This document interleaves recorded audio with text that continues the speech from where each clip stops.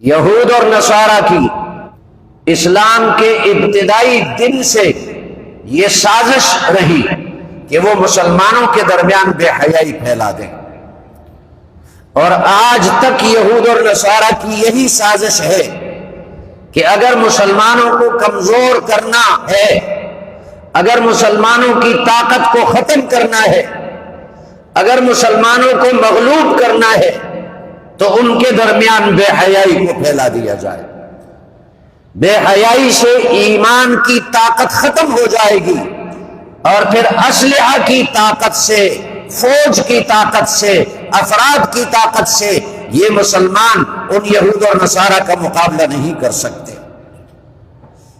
اسلحہ کی طاقت یہود کے پاس زیادہ ہے،